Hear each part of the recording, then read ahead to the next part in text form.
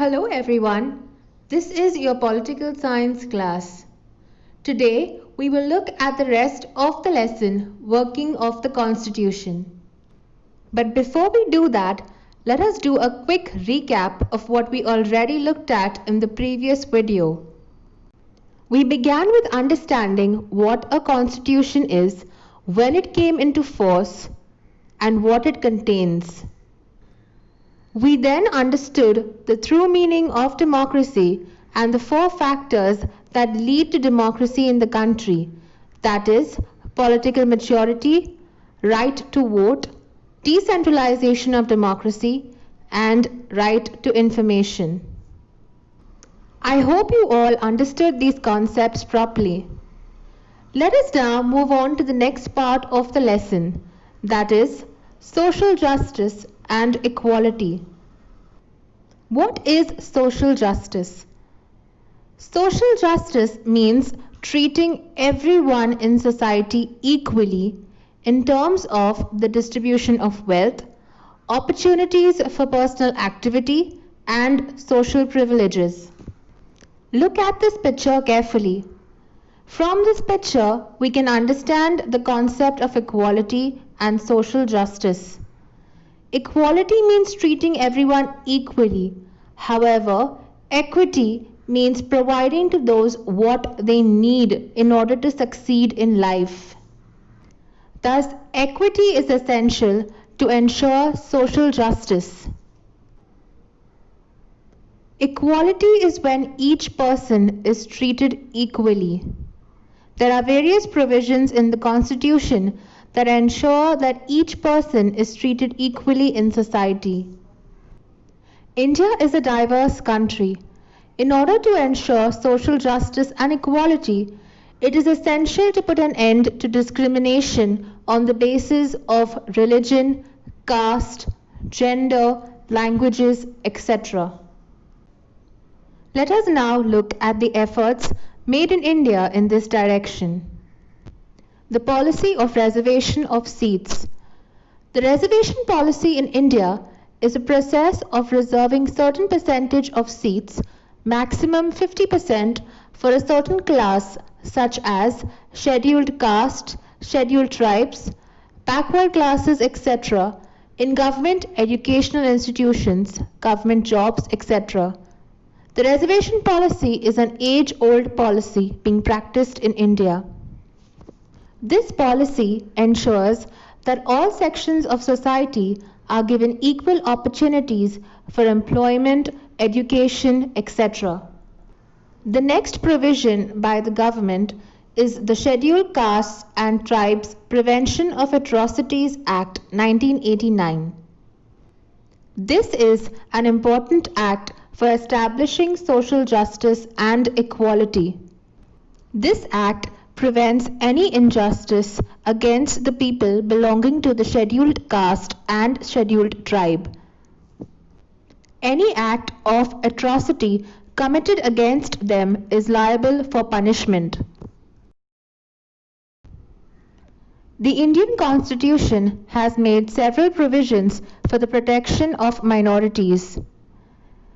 The Constitution prohibits discrimination on the basis of caste, religion, race, language, and region. This is a comprehensive provision for minorities which fundamentally protects their right to equality, freedom, right against exploitation, and cultural and educational rights. The Constitution has also established laws relating to women and provisions for their representation. After independence, efforts were made to empower women. Various laws and policies have been adopted at the national and international level to remove illiteracy among women and to give them opportunities for their development. In our country, women have always had inadequate representation in politics and political institutions. In order to rectify this, the 73rd and 74th Amendment reserved 33% of seats for women in local self-governing institutions. This percentage has been raised to 50% in several states including Maharashtra. All these laws ensure the development of women and expand the scope of Indian democracy to truly make it inclusive in nature. The last part of the chapter talks about the judiciary. The judiciary is a branch of government which administers justice according to law. The courts apply the law and settle disputes and punish lawbreakers according to the law. Our judicial system is a key aspect of our democratic way of life. It upholds peace, order, and good government.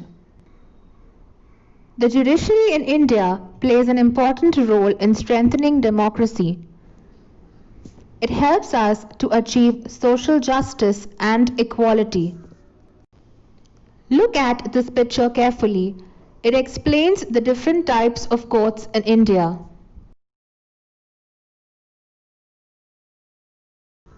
We have already understood the importance of the Constitution. The Constitution is dynamic. It is a living document. However, the Constitution has to change according to changing conditions, and the Parliament has a power to make those changes. What is the Parliament? The Parliament of India is the supreme legislative body of the Republic of India. It is composed of the President of India and the two houses, the Rajya Sabha and the Lok Sabha. The judiciary has accepted the power of the Parliament to make changes in the Constitution, but at the same time specified the limitations on this power. The judiciary has taken a stand that the Parliament, while amending the Constitution, cannot alter the basic structure of the Constitution. The protection provided to the citizens by fundamental rights in the Constitution has been made more meaningful through various decisions of the judiciary. Some of the important subjects on which the court has given judgments include rights of women, rights of tribal people, rights of children, etc. All these efforts have made the political process in India more mature and have strengthened the democracy.